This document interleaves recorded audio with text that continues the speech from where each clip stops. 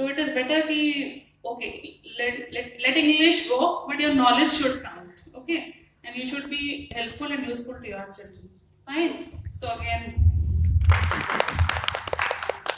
fine. So next part of this workshop is Sharma sir's book, Krodhant. And I hope you know the meaning of Krodhant.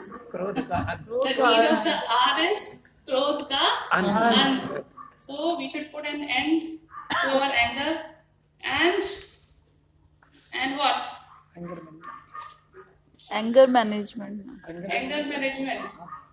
Are there a few teachers here who don't hesitate to slap children? Huh? Are you slapping your children? No? Out of anger? Not at all? No, there are one or two teachers. I am not going to speak the name, of course, but then it is very important. Huh? So, Sharma sir has compiled this book over a period of, say, it takes 2 years at least. So, he is very happy about it, and he has been after me, pressurizing me that I should do something with the book. So, finally, the day has arrived today, and I am very happy to announce that. And I would like each and every one of you to maybe have an access to this book, which you will get suddenly from the library, and read it once and give him the feedback also. Right?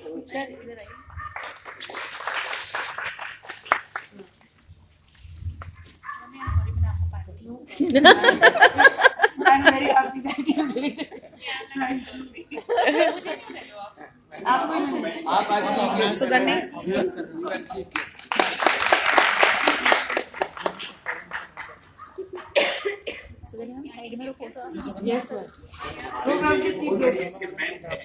कि ma'am के द्वारा और ये ऐसी book इनोग्रेट हो रही है। क्या चीज ऐसा मुझे कुछ आता नहीं है। Ma'am yes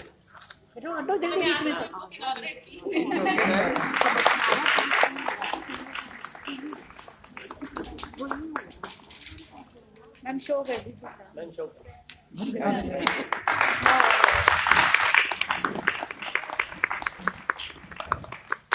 I wish that he keeps on writing books like this. You can have his original copy, of course, and we keep on being benefited by it.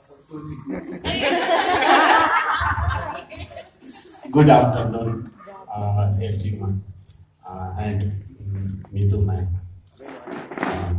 हार्दिक अभिनंदन इस अवसर के लिए आप सभी को। आप सभी ने बहुत ही सहयोग किया था और शायद मालूम नहीं होगा 3 साल लगे हमारी इस बुक को लिखने में, कंपोज करने में। 2014 से शुरू किया था और 2017 हो गया है। इसके लिए आप सभी को बहुत बहुत आभारी। Okay, thank you. Many thanks to Neetu ma'am give the opportunity for this occasion. इसलिए फिर से मैं नीतू मैम को एक बार तहे दिल से धन्यवाद देता हूँ कि ये बुक कम से कम इनॉग्रेशन मेरा आप लोग के सहयोग से हुआ है। और इसके साथ साथ हमारे नॉर्मल विंग के रुचरा मैम और सारे स्टाफ, जो कि मैंने एक एंगर असेसमेंट रेटिंग स्केल किया था, ये जिसमें उस समय सारे स्टाफ ने हमको सपोर्ट किया था। ये क्वेश्चन बनाए थे और साथ ही सभी का टेस्ट मैंने इवैल्यूएट किया था, जिसके आधार पर मैंने ये स्केल को डेवलप किया है। Look at the shine in his eyes.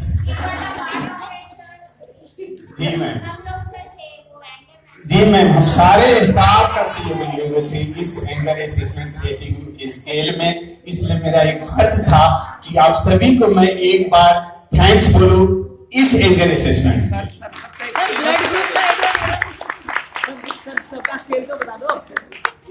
सबका स्केल लाए हो गए? हाँ, इसमें एक क्वेश्चनायर फिल्म बनाए थे और क्वेश्चनायर में आप लोग से ही पूछ कर मैंने वो क्वेश्चनायर डेवलप किए, जिसमें 30 क्वेश्चन थे और इसको पर्सनालिटी में डिफरेंट करते हुए 6 कैटेगरी में बांटे थे, जिसमें अनु मैम थी, रुचरा मैम थी और सारे स्टाफ हमारे स्पेशल विंग के थे। डिसाइड करते रहे क्या नेचर होना चाहिए, किसका क्या नेचर होना चाहिए। होते होते कुछ तो निकल कर आया एंगर में टॉप कौन गया सर? जिसमें मनोज सर का काम नेचर इसमें था। मैंने 6 एरिया में डिवाइड किए थे। इसमें था उस समय जब रूबा मैम थी, वो भी क्वेश्चन फिल्म की थी और उनका एविवर्ट नेचर आया था। मीन्स मैंने इसको 6 एरिया में बांटा था। Calm nature, anti war nature, antipathetic nature, angry nature and chronic angry nature. जिस व्यक्ति का क्रोनिक एंग्री नेचर है, इसका मतलब है कि वो एंग्री सिंड्रोम से ग्रस्त है, उनको मेडिसिन की जरूरत है, किसी साइकोथेरेपी की जरूरत है, लेकिन नहीं, लेकिन उस स्केल पर किसी में नहीं पहुंच पाया, क्योंकि मोस्टली लोग हमारे यहाँ आए काम नेचर में। मोनिका मैम है, मनोज सर हुए और कुछ लोग हैं। मैक्सिमम जैसे हम लोग हैं वो एंटीपैथेटिक नेचर में आए, माने जिसका ट्रेस इसमें लिखा हुआ है। एंग्री नेचर में 1-2 लोग आए हैं, जिसको सब कोई अपना ये करती रहे हैं, ऑब्जर्वेशन है, वो भी अपने इसी बिहाफ में मैंने ये बुक लिखा। सर ब्लड ग्रुप का भी आपने ब्लड के हिसाब से ब्लड ग्रुप, हाँ, जिसमें कमला मैम का भी एक था। मैंने सभी लोगों ने अपना अपना लिख दिया और नहीं, लाइब्रेरियन मैम का तो बहुत अच्छा ही रहेगा। और विशेषकर आपको लाइब्रेरी में सारे मटेरियल्स हमारे हैं, लेकिन यहाँ पे नहीं है, सेक्टर 14 में है। सेक्टर 14 में अंजलि मैम है, जिनको जैसे कहते हैं वैसे सारी बुक्स हमारे लिए अवेलेबल करा देती हैं, जो अभी नहीं है, इसलिए उनका भी काफी योगदान है इसमें। और प्रिंसिपल मैम और आप इंचार्ज मैम का तो है ही, जिसके कारण से हम 2-4 इस तरह की बुक की स्टडी कर रहे हैं। और सबसे बड़ी बात, इस बुक को हमने NIMS सिकंदराबाद जो हम लोग का हेड ऑफिस है वहां पे भेजा था। वहां पे वाणी महापात्रा, जो कि उस समय हमारे रीजन में झारखंड में रही, वो आज के डेट में वहां पे हेड हैं। हिमांशु दास, जो कि मल्टीपल हैंडीकैप सेंटर है चेन्नई में, कहाँ पे? चेन्नई, हाँ, वो डायरेक्टर है, वहां पर भेजा गया है। जो मेन सेंटर है वहां पे हमने भेजा है। इस बुक को भी भेजेंगे, जिसके बैक साइड में हम DAV के सारे स्टाफ का नाम लिखते हैं और DAV का नाम हर जगह पहुंचाने की कोशिश करते हैं। एक बार चंडीगढ़ गए हुए थे, एक बार गुजरात गए हुए थे, वहां के उसमें एक बुक आई थी 149 वे टू इम्प्रूव कंसंट्रेशन, जिसमें सभी लोगों का सहयोग था और वो वहां मैंने प्रेजेंट किया था। इस तरह से ये सारी बुक्स का आप लोग के सहयोग के द्वारा ही मैं लिख पाता हूँ, अन्यथा अकेला लिखना तो संभव नहीं है। और इसमें मैं ये क्रोधांत के रूप में, क्योंकि यह एक आप देखेंगे साइकोलॉजिकल व्यू ऑफ एंगर, मनोवैज्ञानिक दृष्टिकोण के अनुसार क्रोध का क्या स्थिति रहती है सब लोगों का। आप सभी कोई समझते हैं वर्कलोड कुछ ज्यादा है, ट्रैफिक कुछ ज्यादा है, और शायद घर का भी माहौल कुछ वैसा ही होता है। सबका सर, लेकिन सर मेरे घर का माहौल बहुत अच्छा है। इसी कारण से मैंने सोचा कि कुछ न कुछ उपाय करना चाहिए। और लिखते लिखते 3 साल हो गए। 3 साल में इतना तो जरूर हो गया कि मेरा घर का मैं बदल गया हूँ, भी बदल गई है। घर का फॉर्मेट भी आजकल इस बुक के कारण बदल चुका है। इसलिए मैं ये चाहूंगा कि आप लोग भी अपने अपने घर का माहौल चेंज करें, बदले। वीडियो बन रही है, आपकी वीडियो भेज दी जाएगी, आज पहुंच रहेगा। नहीं, ऐसी कोई बात नहीं है सर। इसमें मैंने इसी सब को लेते हुए द्वेष के ऊपर, घृणा के ऊपर, निंदा के ऊपर कविताएं लिखी है, श्लोक लिखा हुआ है। अब कहानियां हैं छोटी छोटी जो आए दिन घर में होती रहती है। मेरे घर में नहीं, कहीं और जी, मैं कहीं पे वैसा ही इसके संबंध में बात हो रही थी, तो किसी ने कहा कि सर ये कॉन्सेप्ट आपको आया कहाँ से? ये सब तो मैं नहीं कर सकता ना। तो इस तरह से, लेकिन मैं ये कहना चाहूंगा, हिम समा गया झरनों के गान में, हिम समा गया झरनों के गान में, पर्वत खड़ा रहा अपने गुमान में, अहंकार में। इस तरह से अहंकार और गुमान को आप सब कोई समझ ही रहे हैं। द्वेष की भावनाएं को लेकर भी किसी कवि ने बहुत अच्छी तरह से कहा है कि द्वेष, द्वेष तो इंग्लिश में आप लोग अच्छी तरह समझ सकते हैं।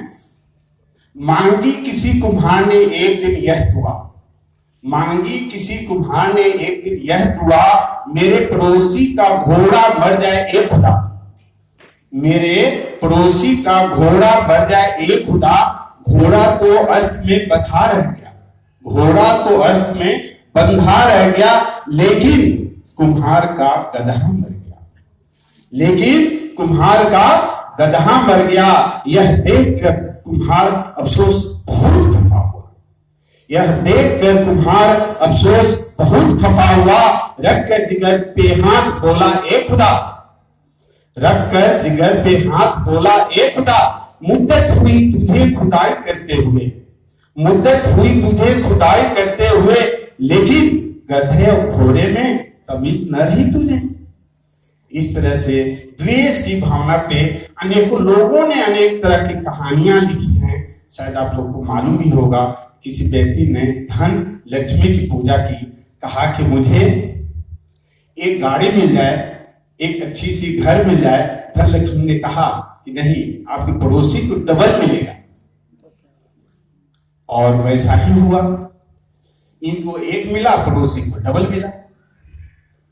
फिर उन्होंने पूजा किया कि नहीं, मेरे को 2 गाड़ियां मिलनी चाहिए, पड़ोसी को 4 गाड़ियां मिली। इनको बहुत तकलीफ हुई। मैं परिश्रम करके पूजा कर रहा हूं, धन लक्ष्मी को आराधना कर रहा हूं, और मेरे पड़ोसी बढ़े जा रहे हैं। उससे अच्छा है कि मैं क्यों न कहूं कि हमारी गाड़ी में आग लग जाए। और इस तरह से पड़ोसी की दोनों गाड़ी जल के राख हो गए। उसने कहा बहुत अच्छी बात है, बहुत संतुष्टि की बात है। और अंत में तो कहता है कि भगवान मेरा एक पांव टूट जाए, पड़ोसी के दोनों पांव टूट जाते हैं। अब इससे उसको कितनी संतुष्टि हुई होगी वो आप लोग समझ सकते हैं। इसी सब छोटी छोटी कहानियों के माध्यम से इस बुक में मैंने लिखने की कोशिश की है। आए दिन घर में क्या घटनाएं घटती है। एक और कहानी है बहुत छोटी सी, जो रामकृष्ण परमहंस के बिहाव में लिखा गया है कि रामकृष्ण परमहंस हुगली नदी के किनारे टहल रहे थे। उन्होंने देखा एक नाव धारा की विपरीत दिशा में बहुत तेजी से आ रही है। धारा के साथ एक नाव आ रही है। उसे देखकर ये नाविक विचलित हो गया और गुस्से में उसे बोलना शुरू कर दिया, क्रोध करना शुरू कर दिया, और बार बार उसको कह रहा है आप अपने नाव को दूसरे साइड पे ले जाओ। लेकिन जो नाव धारा के साथ आ रही थी, वो नाव उसके पास में ही आती है। रामकृष्ण परमहंस ने देखा कि उस नाव को कोई नाविक नहीं था, वो धारा के साथ में ही आ रही थी। जैसे नजदीक आता है तब तक ये व्यक्ति बहुत ही गुस्सा हो चुका था, क्रोधित हो चुका था। लेकिन आप लोग बता सकते हैं उस गुस्सा या क्रोध करने का क्या औचित्य था उसका, क्योंकि उस पर नाविक ही नहीं था। लेकिन खामखा लोग गुस्सा वो नाविक कर रहा है। यही मैं कहना चाहूंगा कि गुस्सा तो सबको आता है। और मैंने एक चैप्टर में और लिखा है कि गुस्सा और क्रोध में अंतर, शायद आप लोग को भी मालूम होगा।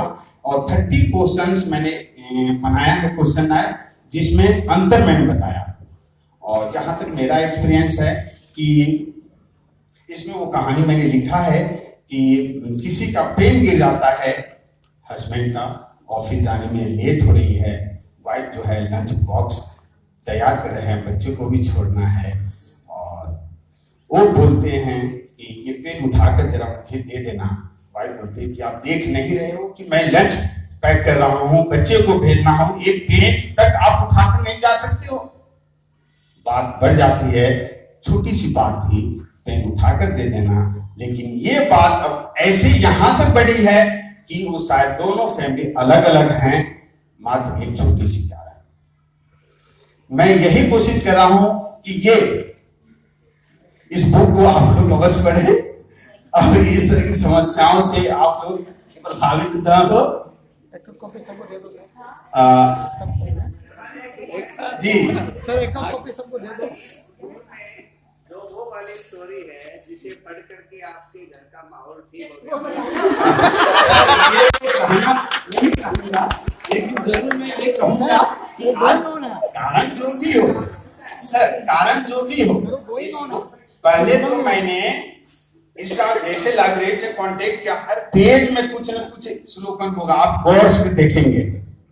कहा जाता है कि सज्जन लोग क्रोध जो है पानी के बुलबुले की तरह करनी चाहिए, दुर्जन लोग की क्रोध तो 3 महीने तक चलता रहता है, और क्रोध जिसके ऊपर करते हैं उसको ही ज्यादा क्षति होती है, जिसके ऊपर करते हैं उनके ऊपर नहीं होती।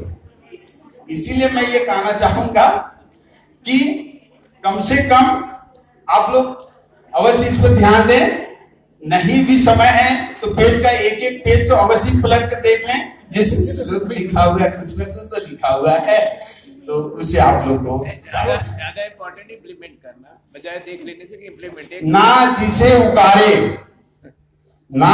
उगारे उसे कौन बचा सकता, ना जिसे उगारना है उसे कौन उगारे, भंवर से बचाए तो जाके डूबे किनारे, भंवर से बचाए तो जाकर डूबे किनारे। मैं तो सिर्फ ये कहना ही चाहूंगा, और साथ साथ इसके जो फैक्टर्स हैं, निंदा, द्वेष, घृणा, वो सभी फैक्टर को हम लोग नियंत्रित करें, कंट्रोल करें, ताकि जाके आगे क्रोध पर नियंत्रण कर सकें। तो यही 2 शब्द के अनुसार हम ये कहना चाहूंगा कि आप लोग इस बुक को किसी को गिफ्ट भी दे सकते हैं, ऐसा कुछ नहीं है। फिर से मैं कहूंगा जी, क्रोध का मतलब ही होगा कि दूसरों के गलती को जी खुद को सजा देना, दूसरे की गलती को खुद का सजा देना, अगर हम ये क्रोध हो गया। अगर दूसरे की गलती को खुद को सजा देना। जी हाँ। तो लेकिन इस बात को तो सब कोई समझता है, लेकिन उस सिचुएशन को कंट्रोल कर ले तब तो। किसी व्यक्ति ने कहा कि सर मैं तो समझता हूं कि वहां नहीं जाओ, चेंज द सिचुएशन, ताकि मुझे क्रोध आ जाएगा उस व्यक्ति को देखकर। मैंने कहा सूर्य से की दोस्ती आंख की रोशनी खो गई, वो ऐसे व्यक्ति से के पास में क्यों जा। सर लेकिन हाँ सर, शास्त्री सर बिल्कुल सही आप कह रहे हैं, वैसा तो संभव नहीं है, क्योंकि वो तो हम लोग को पीछे पीछे लगी हुई है। तो इसलिए मैंने शुरू में इसका जो भी श्लोक था उसको एक एक जगह में लिखना शुरू किया, उससे काम नहीं बनी, मैंने बुक लिखना शुरू किया, सबके श्लोक दिया। मैं बच्चों को भी बोलता था जोर जोर से पढ़ो, कि ताकि किसी को तो कुछ सुनाई दे। और बाद में आज के डेट में बुक है, बुक के प्रति उनका बहुत बड़ा आभारी भी हूँ, क्योंकि आए दिन कभी न कभी तो एक पेज पलट कर लिख ही लेंगे। मोटिवेशन किसका रहा मतलब? जी मोटिवेशन तो 100% भाई। अब सूरदास, कालिदास, यहाँ कहा जाता है महात्मा गांधी, सबके पीछे तो उन्हीं लोग का माने धर्मपत्नी का सहयोग रहता है, इसलिए मैं उनका भी बहुत बड़ा सहयोग रहा है इसके कारण से। और मैं एक बोल इसमें, जो कि ये मोहित अग्रवाल का है, ये बच्चा मुस्कान सेंटर में रहा, जो कि इन्हीं के यूनिट में है, इन्हीं के क्लास में। इस बच्चे का ये 22 इयर्स है और हार्ट अटैक होता है, और ये बच्चा क्लास में ही डेथ करता है। इससे काफी मुस्कान डिस्टर्ब रहा, जो पीछे मैं उनके साथ इस पेरेंट्स के यहाँ गया, मिला, मैंने बोला कि ये बुक जो है हम इस बच्चे के नाम पर उसको समर्पित करता हूँ, जिसमें इस बच्चे के फोटोग्राफ और उसके बारे में है। तो इतना ही 2 शब्दों के साथ है। अब लेट करोगे तो दूसरे लोग क्रोधित हो जाएंगे, सबको भूख लगे। हाँ, अब फिर से रिक्वेस्ट करेंगे कि आप लोग चलिए चाय और कुछ भी है आप लोग मेरी तरफ से ग्रहण करें। अरे जो नहीं है उसके बारे में मत बोलो। थैंक यू, फिर से मैंने थैंक्स मैम आपको कि आपने इस तरह से एक अवसर प्रदान किया है। Thank you.